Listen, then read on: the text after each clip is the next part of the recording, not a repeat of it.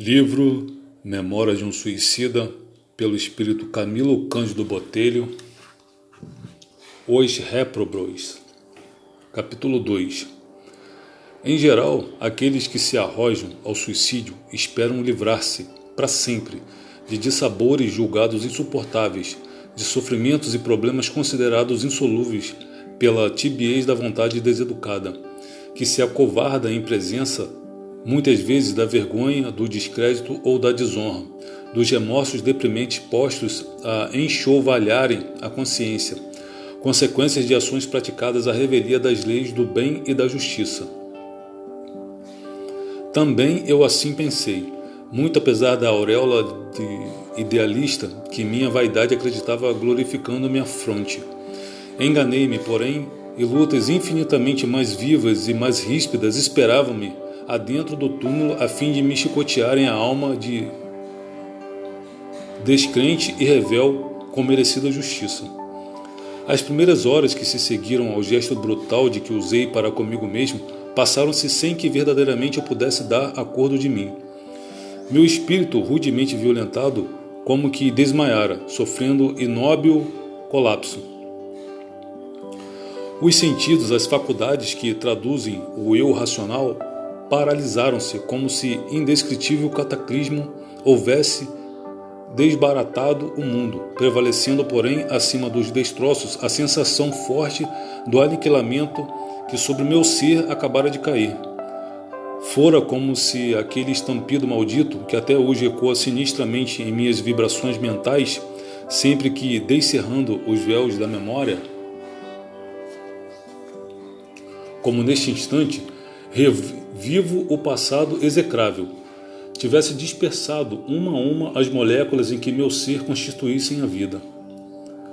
A linguagem humana ainda não precisou inventar vocábulos bastante justos e compreensíveis para definir as impressões absolutamente inconcebíveis que passam a contaminar o eu de um suicida logo às primeiras horas que se seguem ao desastre, as quais sobem e se avolumam, envolvem-se em complexos e se radicam e cristalizam num crescendo que traduz estado vibratório e mental que o homem não pode compreender, porque está fora da possibilidade da criatura que, mercê de Deus, se conservou aquém dessa anormalidade. Para entendê-la e medir com precisão a intensidade dessa dramática surpresa, só outro espírito cujas faculdades se houvessem queimado nas efervescências da mesma dor. Nessas primeiras horas que por si mesmas constituíram a configuração do abismo em que se precipitou, se não representassem apenas o prelúdio da diabólica sinfonia que será constrangido a interpretar pelas disposições lógicas das leis naturais que violou, o suicida semi-consciente, adormentado, desacordado, sem que, para maior suplício, se lhe obscureça de toda a percepção dos sentidos, sente-se dolorosamente contundido, nulo, dispersado em seus milhões de filamentos psíquicos violentamente atingidos pelo malvado acontecimento. Paradoxos turbilhonam em volta dele, afligindo-lhe a tenuidade das percepções como martirizantes, girando-las de sensações confusas. Perde-se no vácuo, ignora-se. Não obstante, aterra-se, acovarda-se, sente a profundidade apavorante do erro contra o qual colidiu, deprime-se na aniquiladora certeza de que ultrapassou os limites das ações que lhe eram permitidas praticar.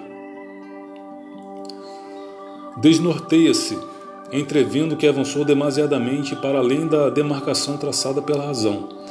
É o traumatismo psíquico, o choque nefasto que o dilacerou com suas tenazes inevitáveis e o qual, para ser ignorado, dele exigirá um roteiro de urzes e lágrimas, decênios de rijos testemunhos até que se reconduza às vias naturais do progresso, interrompidas pelo ato arbitrário e contraproducente. Pouco a pouco senti ressuscitando das sombras confusas em que mergulhei meu pobre espírito. Após a queda do corpo físico, o atributo máximo que a paternidade divina impôs sobre aqueles que, no decorrer dos milênios, deverão refletir sua imagem e semelhança, a consciência, a memória, o divino dom de pensar, senti-me enregelar de frio. Tiritava, impressão incômoda de que vestes de gelo se me apegavam ao corpo. Provocou-me inabalável mal-estar. Faltava-me, ademais, o ar para o livre mecanismo dos pulmões, o que me levou a crer que, uma vez que eu me desejara furtar a vida, era a morte que se aproximava com seu cortejo de sintomas dilacerantes. Odores fétidos e nauseabundos, todavia, revoltaram-me brutalmente o olfato. Dor aguda, violenta, enlouquecedora arremeteu-se instantaneamente sobre o meu corpo por inteiro, localizando-se particularmente no cérebro e iniciando-se no aparelho auditivo. Presa de convulsões indescritíveis de dor física, levei a destra ao ouvido direito. O sangue corria do orifício causado pelo projétil de arma de fogo que me servira para o suicídio e manchou-me as mãos, as vestes, o corpo. Eu nada enxergava, porém. Convém recordar que meu suicídio derivou-se da revolta por me encontrar cego, expiação que considerei superior às minhas forças, injusta punição da natureza aos meus olhos necessitados de ver, para que me fosse dado obter, pelo trabalho, a subsistência honrada e altiva. Sentia-me, pois, ainda cego, e para acúmulo do meu estado de desorientação, encontrava-me ferido, tão somente ferido e não morto, porque a vida continuava em mim como antes do suicídio. Passei a reunir ideias, mau grado meu, revi minha vida em retrospecto até a infância, e sem mesmo omitir o drama do último ato, programação extra sob minha inteira responsabilidade, sentindo-me vivo, averiguei, consequentemente, que o ferimento que em mim mesmo fizera, tentando matar-me, fora insuficiente, aumentando assim o já tão grande sofrimento que desde longo tempo me vinham perseguindo a existência. Supus-me preso a um leito de hospital ou em minha própria casa. Todavia, a impossibilidade de reconhecer o local, pois nada havia, os incômodos que me afligiam, a solidão que me rodeava, entravam a me angustiar profundamente, enquanto lúgubres pressentimentos me avisavam de que acontecimentos irremediáveis se haviam confirmado. Bradei por meus familiares, por amigos que eu conhecia afeiçoados bastante para me acompanharem em momentos críticos. O mais surpreendente silêncio continuou enervando-me. Indaguei mal-humorado por enfermeiros, por médicos que possivelmente me atenderiam, dado que me não encontrasse em minha residência, e sim retido em algum hospital, por serviçais, criados, fosse quem fosse, que me obsequiar pudessem,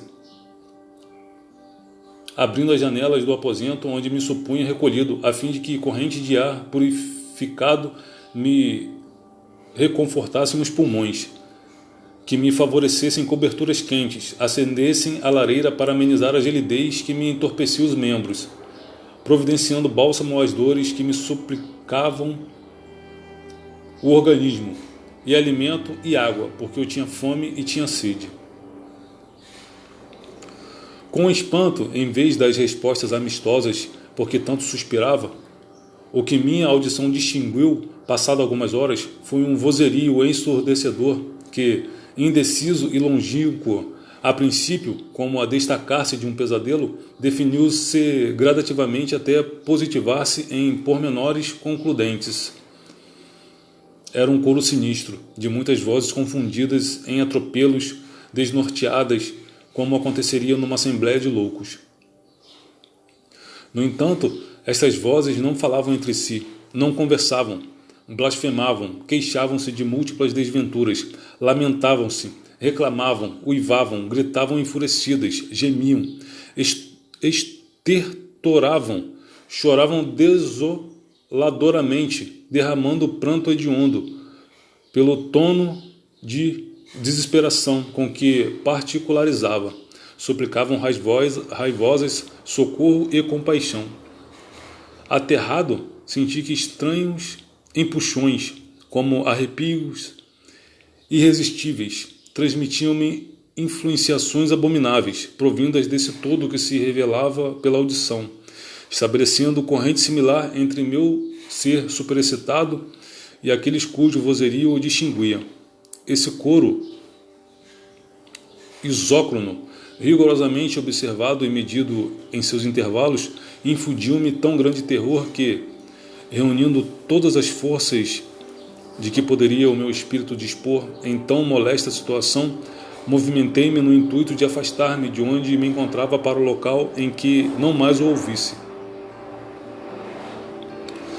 Tateando nas trevas, tentei caminhar, mas dir-se-ia que raízes vigorosas plantavam-me naquele lugar úmido e gelado em que me deparava. Não podia despegar-me. Sim, eram cadeias pesadas que me escravizavam, raízes cheias de seiva, que me tinham grilhetado naquele extraordinário leito por mim desconhecido, e impossibilitando-me o desejado afastamento. Aliás, como fugir se estava ferido, desfazendo-me em hemorragias internas, manchadas as vestes de sangue, e cego, positivamente cego? Como apresentar-me em público em tão repugnante estado?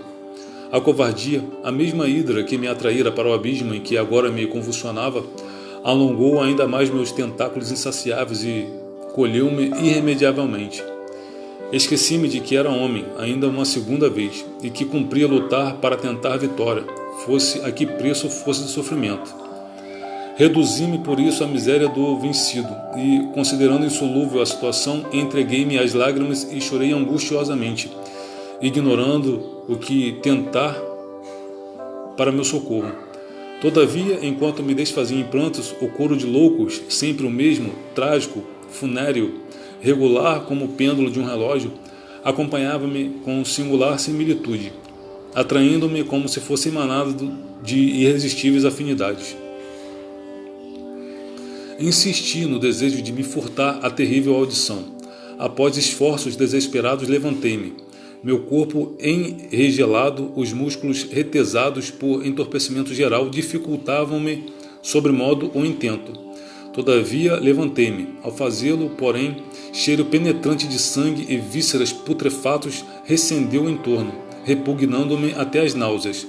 Partia do local exato em que eu estivera dormindo. Não compreendia como poderia cheirar tão desagradavelmente o leito em que me achava. Para mim, seria o mesmo que me acolhia todas as noites, e, no entanto, que de odores fétidos me surpreendiam agora. Atribuí o fato ao ferimento que fizera na intenção de matar-me, a fim de explicar-me de algum modo a estranha aflição. Ao sangue corria, manchando-me as vestes.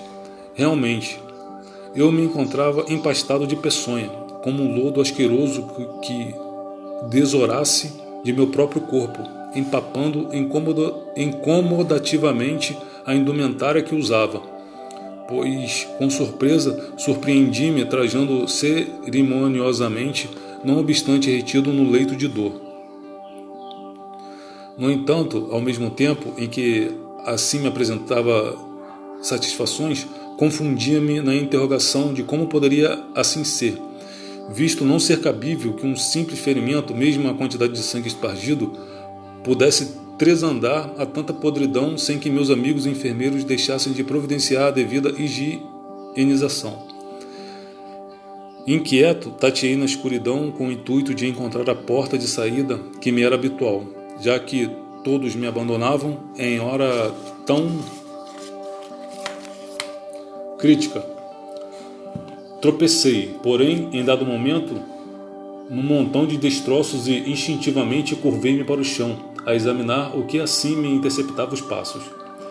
Então, repentinamente, a loucura irremediável apoderou-se de minhas faculdades e entrei a gritar e uivar qual o demônio enfurecido, respondendo na mesma dramática tonalidade à macabra sinfonia cujo coro de vozes não cessava de perseguir minha audição, em intermitências de angustiante expectativa.